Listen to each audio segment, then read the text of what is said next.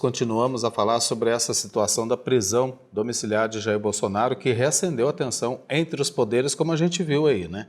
Mas qual o impacto real disso no cenário político e até onde vai essa disputa com o STF? Para a gente entender melhor o que está por trás dessa nova crise institucional, a gente conversa agora com o Valdir Pucci, ele que é cientista político, e seja muito bem-vindo aqui no TJ Aparecida. Boa tarde para você, Valdir, tudo bem? Boa tarde, Eduardo, uma honra participar do TJ Aparecida. A alegria é toda nossa. Começo perguntando para você, né? A prisão domiciliar do Bolsonaro foi uma consequência direta das violações das medidas impostas pelo ministro Alexandre de Moraes. A gente viu, inclusive, nesse relato da nossa correspondente Manuela Castro. Mas na sua avaliação, Valdir, há sinais de que ele teria intencionalmente forçado essa medida? Com que objetivo político? Bom, primeiramente, nos parece que sim, há um objetivo político em torno desta questão. Principalmente, qual é o principal objetivo do ex-presidente? Mobilizar a sua base. O ex-presidente, ele sabe que uma condenação, uma possível condenação no STF, ela vai acontecer. O caminho leva a esta condenação. E ele sabe que a única forma de reverter ou de tentar reverter essa situação seria uma grande mobilização social que, com certeza, começaria com a sua base de apoio, a sua base que nós chamamos de bolsonarismo raiz. Então, ao provocar essa prisão domiciliar, e como nós temos assistido desde ontem, ele consegue mobilizar a sua base, mobilizar aqueles que sempre o apoiaram. A grande pergunta que se faz na análise política é: conseguirá esta mobilização superar, romper a bolha daqueles que sempre apoiaram o ex-presidente, ou ela vai permanecer apenas como um movimento realmente do bolsonarismo raiz, se a gente puder utilizar esse termo?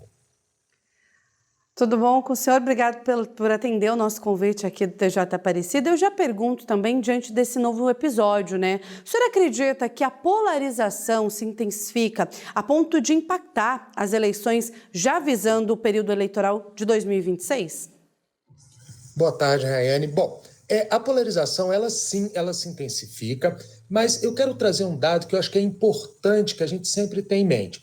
Se a gente for pegar as questões das pesquisas eleitorais, nem falar nem das pesquisas eleitorais, mas pesquisas de opinião que são feitas no Brasil, principalmente as últimas pesquisas, vamos colocar aqui dos últimos meses, ela tem demonstrado que a população já está cansada desta polarização.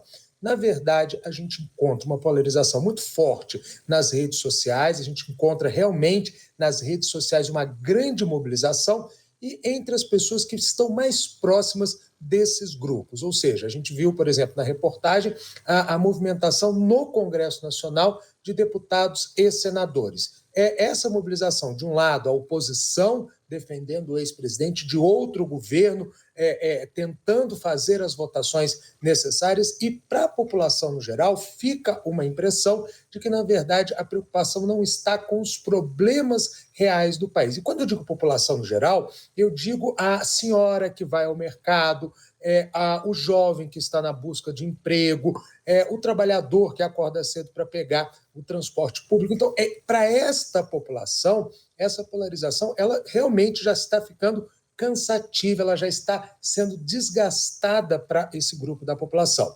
Agora, se a gente pensar em 2026, é claro que gestos, tanto de governo quanto de oposição, visam justamente construir o discurso para 2026. Tanto o governo, se tivermos a candidatura de Lula à reeleição, quanto também a oposição, que independente da candidatura que vier, se alguém da família Bolsonaro ou algum governador de direita, esse momento eles estão utilizando sim a polarização para tentar construir o discurso. E qual o discurso que eles tentam construir?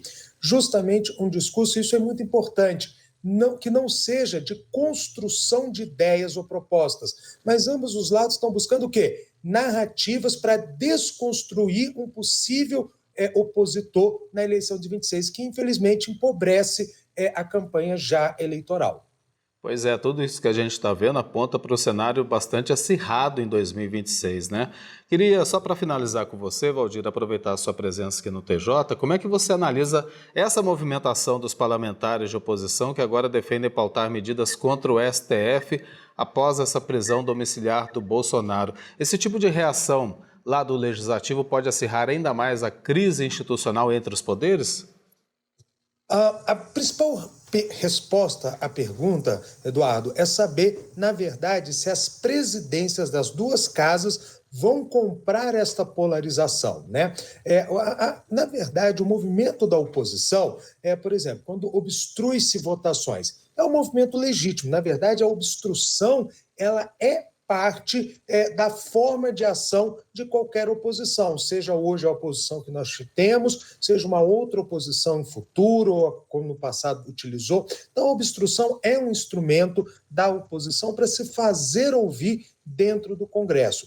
Mas a gente tem que lembrar que nas duas casas legislativas, na verdade, a ordem de votação, os assuntos, apesar de nós termos uma grande importância das lideranças da reunião de líderes, na verdade, quem vai pautar, quem vai decidir esta questão serão tanto os presidentes da Câmara quanto o presidente do Senado, seja votação de anistia, seja processos de cassação de ministros, tudo isso parte das mesas diretoras. E a grande questão é, estarão Alcolumbre e Hugo Mota dispostos a entrar nesta briga, entrar nesta grande polarização, lembrando que esses dois candidatos, se quiserem permanecer à frente das casas a partir de 27, precisarão de votos da oposição e de votos também do governo numa possível reeleição.